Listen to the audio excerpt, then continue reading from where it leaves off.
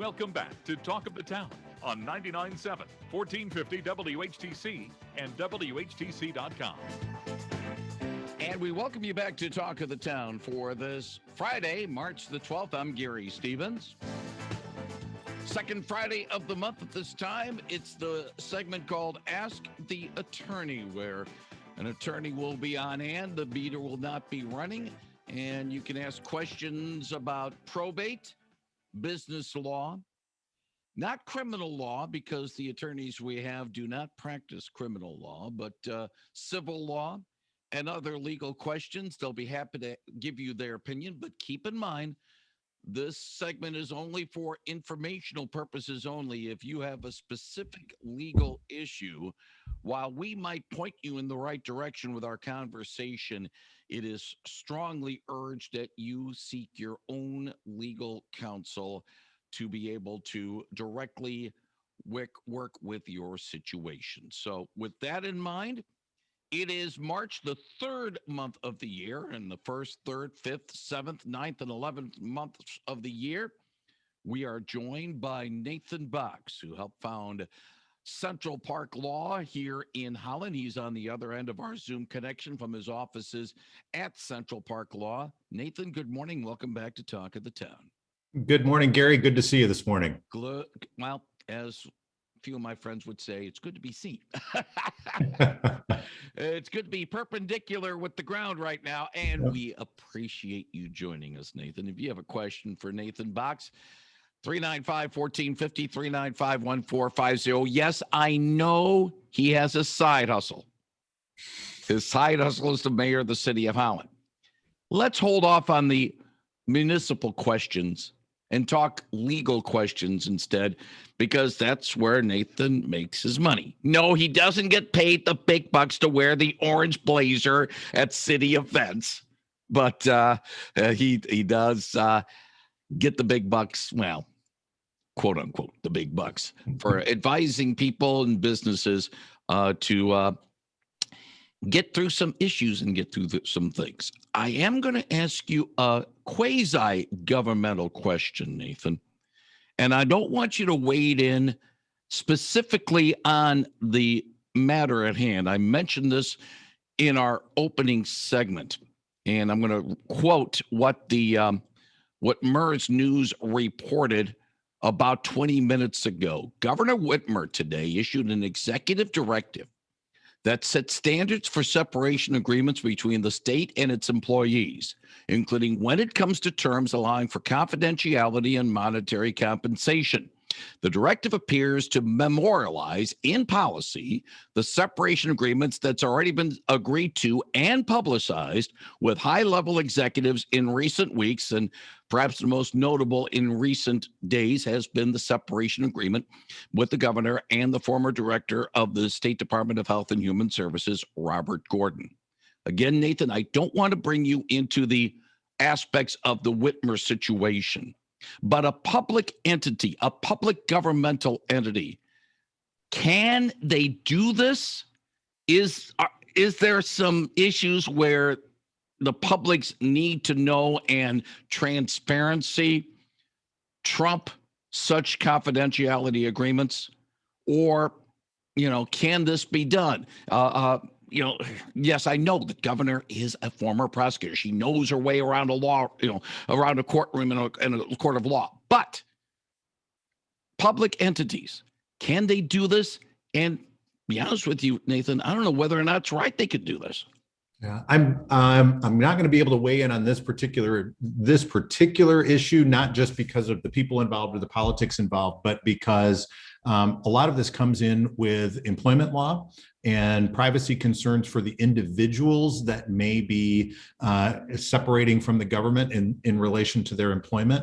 And honestly, Gary, I don't know the specific answer to that specific question, but I'll give you my best guess. And my best guess is probably, but on a very, very limited basis. Michigan does have a lot of governmental transparency laws. We're supposed to be doing all of our business out in the open. One of the things that we talk about in, as you referred to it, my side hustle, I don't usually refer to it that way, but But when we're dealing with governmental meetings, all of our meetings are in public. They are subject to what's called the Open Meetings Act. There are Freedom of Information Act requirements in the state of Michigan to be able to get this information, but there is some information that is necessary to keep private, not only, and I heard just the last part of the previous segment where I had it on in the background and I heard my name mentioned, and you always perk up a little bit when you hear your name mentioned. And I thought, oh, I missed what it was that he was going to ask Nathan Bocks about. But there are some areas where there is an interest, even a public interest, in keeping some information confidential, whether those are national security issues, whether those are privacy issues for individuals, whether those are health information issues that are related to that. There are a lot of different issues. What's great for the public in things like this is there are mechanisms in place for members of the public. We as members of the public have the ability to bring that redress against our government, and we are the government. That's one thing that I always like to try to remind people. They say, well, that government in Lansing. I say, you realize you elect those people, and those people that are there are people that are members of your community as well. That's one of the great things about a representative government. But we have the ability to question the actions of the government through the courts. And this type of thing happens oftentimes in litigation matters, in lawsuits, where somebody will say, I want this particular piece of information. And as an attorney, my job is to maintain the confidentiality of my client's information. And I will have to say, I can't provide that information to you, or I don't have that information, or that information is not relevant. And the response often is, well, how do I know that it's not relevant? How do I know it's not some information that I should have unless I have the opportunity to look at it? And my response to that is, I can't show it to you, because as soon as I show it to you, you're going to see that it's not relevant, but now I've disclosed the information. And it becomes this bit of a standoff. Well, thank goodness there are mechanisms in place where judges can step in these instances, and someone can petition and say, I want to see that information. I think I have the right to see that information, but I can't know that I have the right until I see it. And so judges are allowed to do what are called in-camera reviews, where the information can be given to a judge. The judge can review it in private without showing it to the other side. And the judge can make a determination of whether it's appropriate for that information to be kept confidential. And while we do that in litigation circumstances frequently, that same type of thing can be done in a governmental instance, where the judiciary can step in and say, we'll take a look, we'll make a determination. If it shouldn't be disclosed, it remains private. If it should be disclosed, then it ends up having to be disclosed. So what the great thing is, there are mechanisms in place to be able to deal with that. And while this question, and as you said, the governor was a prosecutor, she knows her way around the law. One thing I've learned very, very quickly is there are all kinds of other lawyers out there that handle these types of things that I'm sure are giving the governor advice on this. But just because there's a lawyer that has an opinion, I guarantee you there's another lawyer with another opinion on this. And if someone wants to challenge it, it'll go to the court. The court gets the opportunity to make that determination. That's one of the great things about how our system works. Yeah, at least if a judge sees it, then they'll let them make the decision. But again, there are those who would say the people's willingness, because it's actually the people's money being spent on this.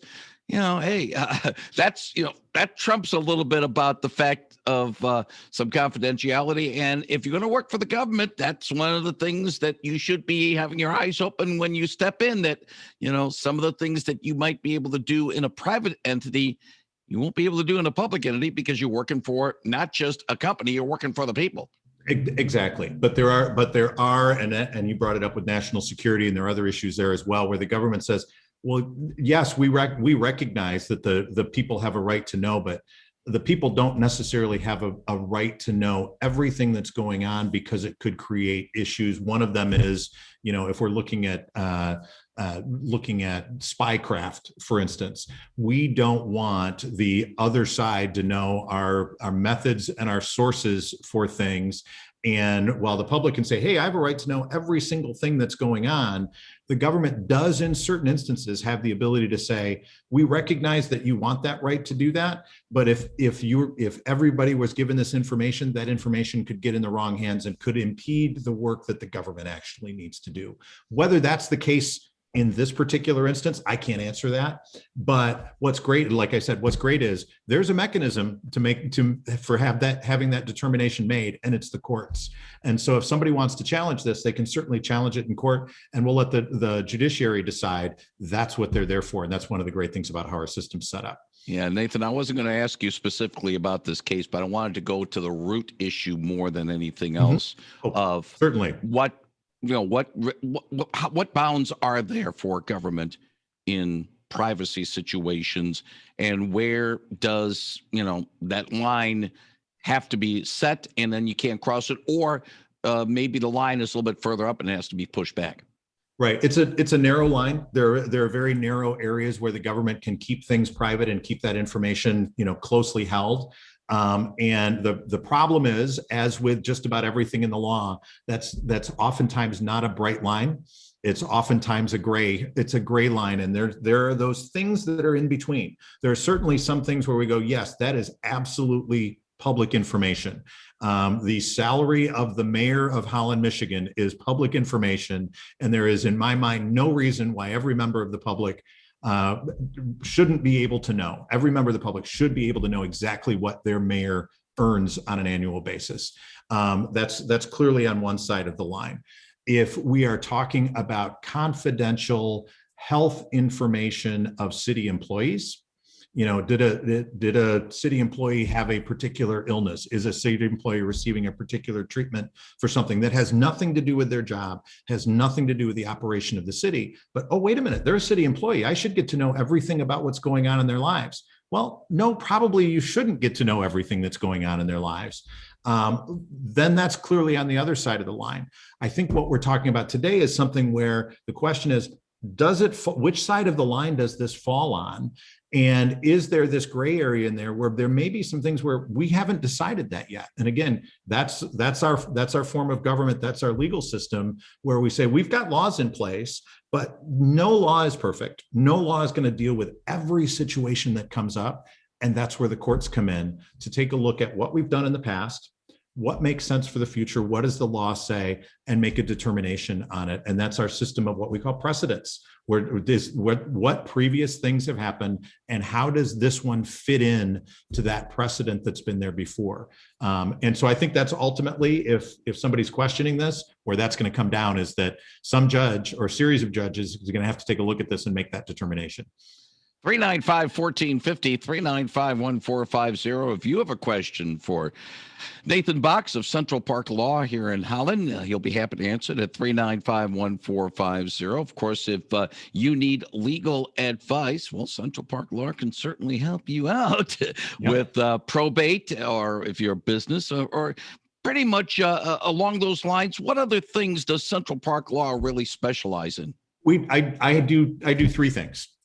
We do estate planning, so we do wills and trusts, and I say to folks, I do that on the front end and on the back end. So when you talk about probate and estate administration, that's kind of on the back end after somebody has passed away.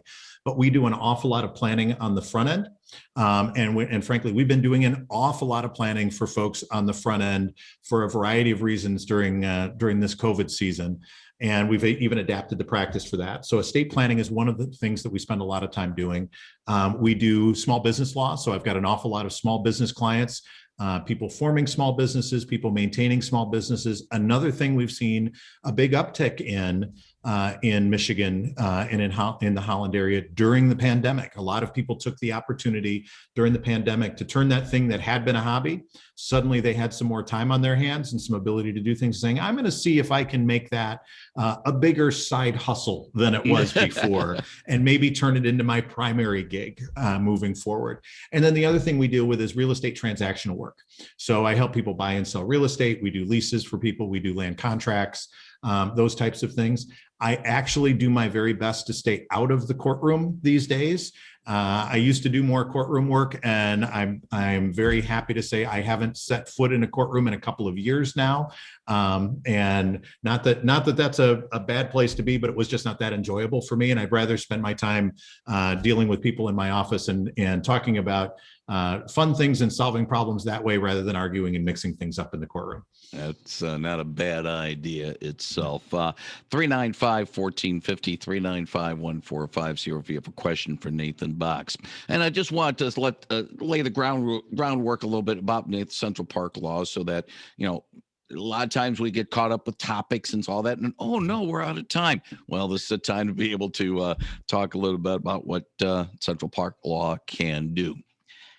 Nathan, I prefaced this before the break, a story that for estate planners such as yourself, about ready to turn your hair out. Free Press reported it a couple of days ago. In a blockbuster development in the Aretha Franklin estate, a fourth will has turned up, drafted by a law firm in 2018, the year she died, but not signed by the singer. When she did pass on, Nathan, she had 3 wills. Now we get a fourth. As Mark Champion, the voice of the Pistons, would say, holy Mackinac. Well, I want to say thank you for giving me a little bit of an advance warning on that. And also thank goodness for the internet, because I did some quick research because I was not familiar with the story. And so I have all of about 3 minutes of research that I did on this, but there's a whole lot here. And really this is a great lesson for the people that are out there on why in the world would you do this to yourself and to your family. And it, I think, shows a fundamental misunderstanding that most people have in regard to wills and estate planning. There is, as I read, one of the wills is 11 pages long. It's handwritten. It has things crossed out and written in the margins. Michigan does allow you to have a handwritten will. Michigan has what's called the holographic will statute. You can write your own will if you want to. It must be completely in your own handwriting. It must be signed and dated, but it does not require witnesses. So it's technically possible that one of these wills that Aretha Franklin wrote, if she's actually the one that wrote it, is legal and valid. The question is which one, and that's why we like them to be dated. The other question with the handwritten wills is, well, wait a minute, if things are crossed out and other things are written in, was she the one who crossed those out? Was she the one who wrote the new things in? All of those become questions that, again, a judge is going to have to take a look at and try to make a determination as to what's the most accurate one that's there. This new one that has popped up that was done by the law firm, some people may initially say, well, that's probably got a little bit more validity because it was done by a law firm. It wasn't ever signed. And I, frankly, I'm a law firm. I can type up anything and say it was done by anyone, but unless and until that document is signed, it doesn't have any legal validity at all. And I try to explain that to my clients frequently. I met with clients yesterday who are doing estate planning. And one of the things that I say to them as we end that first meeting is, hey, you've given me a whole lot of information here. I think I know what it is that you want, but none of this means anything until you sign the documents. The documents have to be completed. They have to be signed. They have to be witnessed in order for them to have validity. And so I often joke with my clients. I say, just between now and the next time we meet, when you're going to sign your paperwork, just drive carefully because you're not covered yet. So I'll be very surprised if this latest one that popped up that's typewritten that was not signed will be seen as a valid will, even if there are people who witness who say this is our best understanding of what her intent was that year that she died. Until she signs it, it doesn't mean anything. If we go back to the handwritten ones, there's going to be a whole lot of questions there about who it was that crossed out, who it was that wrote those new things in. And I try to explain that to my clients as well. With estate planning documents that have been done correctly the first time, they'll come back with me and they'll come back years later to have them redone. And I'll see that they've crossed things out. And I'll see that they've written new things in. And again, makes me want to pull my hair out because they think, oh, I just corrected it myself. And I said, yeah, but what you don't realize is by crossing things out, you've destroyed what was there originally because there's this presumption that you may be the one who crossed it out. So it's not good anymore. And they go, well, that's okay because I wrote in something new on the margins. I say, well, what you wrote in the margins is not any good because what you wrote in the margins requires the same witnessing and notarization that the original document did. So now you've ruined the original document and you've replaced it with something that's not any good either. So it's very important for clients to know, go to someone who knows what they're doing, go to an attorney who deals with this, the same way that you don't likely want to do your own transmission work on your own car. You want to make sure that you're getting it done correctly because you can cause problems that you don't realize you're going to cause. Let's get one call before the end of the hour. Good morning. You're on the line with attorney Nathan Bocks. Hey, I got a question about a will. Yes. Power attorney and everything. Mm-hmm. We had it done a couple of years ago, and I was wanting to know, my brother's the power attorney of the will and the power attorney. His name's got to be on my bank statements or not? We'll get paid like we'll pay my bills and stuff. If you have a power of attorney, no, the name of the agent under the power of attorney does not need to be on your bank statements. What that power of attorney does is gives them the authority to be able to manage those assets that are in your name. The question is as to whether that power of attorney became effective the moment that you signed it, or it becomes effective upon your disability. I'd be happy to take a look at the documents that you have and kind of explain to you what each one of them does. You can feel free to give my office a call. I do those kinds of reviews at no charge. So I'd be happy to tell you what you've got. I got Ron Zicki as my lawyer, attorney.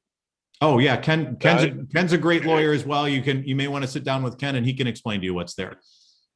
Because I was wondering, bank wants a copy of my power attorney. They supposed to get a copy of it or not? Yep. Typically that is appropriate to do that. Okay, that's all I wanted to know. That's what I was asking. All right. Great. Have a great day. Thank you very much for the call. 395-1450, 395-1450.